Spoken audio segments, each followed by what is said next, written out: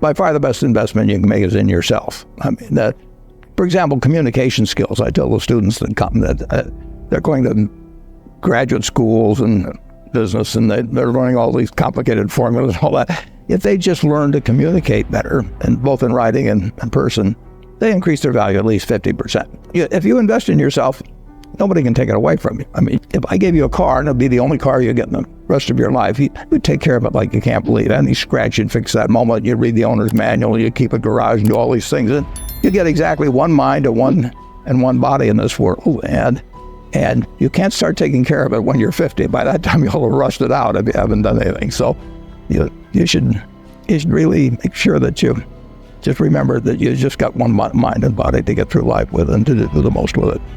What about life advice? Well, life advice is, the most important thing is really who you associate with. You want to associate with people that are better than you are. I mean, basically, you'll go in the direction of the people that you associate with, and you want to have the right heroes.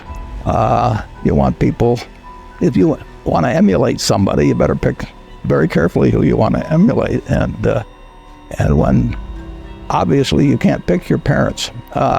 They're going to have an enormous influence on you, but you don't get a choice on that. But you get choices as you go down the line, and who you admire, who you want to copy, and the most important for most people in terms of that decision is their spouse. It's also important in terms of a partner in business, but the partner in life is the most important one. You want to pick a spouse that's a little bit better than you are. Biggest mistakes people make when investing? Well, they try to, they just don't realize that all you have to do is just buy a cross-section of America and then never listen to people like me or read the papers or do anything subsequently. They think that because you can trade, you should trade. You buy a farm, you buy an apartment house, you can't resell it tomorrow. And the cost of moving around. Now you get something handed to you, liquidity, which is instant. You can sell, and the cost of doing it are pennies, compared to other kinds of investment activity. So because they can so easily move around, they do move around, and moving around is not smarter than investing. You have a pretty cool morning routine regarding what you have for breakfast and how prosperous you feel. What is that? I eat exactly what I like to eat.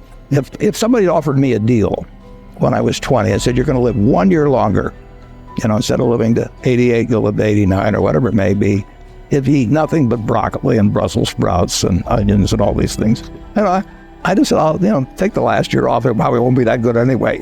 So I eat what I like to eat. Is business school worth it?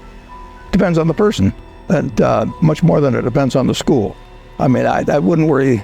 Some people are going to get a lot out of advanced education, and some people are going to get very little. And I don't even think it's important that every person go to college at all. I mean, we have all kinds of jobs at 70 or so thousand a year, or 80,000 a year, that college training is not of use. And I actually was not keen on going to college myself. Yeah, my dad kind of jollied me into it. He could get me to do anything, but I knew I could have a good time, and I liked investing, and I didn't really feel I could read the books.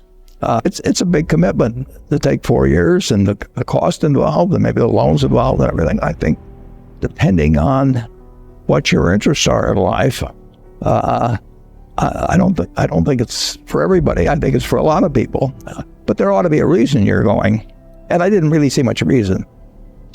If you get to be 65 or 70 and later, and the people that you want to have love you actually do love you, you're a success. I've never seen anybody that reaches that age. I mean, I'm not talking about somebody that's in extreme poverty or pain or something, but I've never seen anybody that, if they have a lot of people that love them, that is other than happy. And I've seen some very, very wealthy people that they give testimonial dinners to and name schools after and everything, and nobody loves them.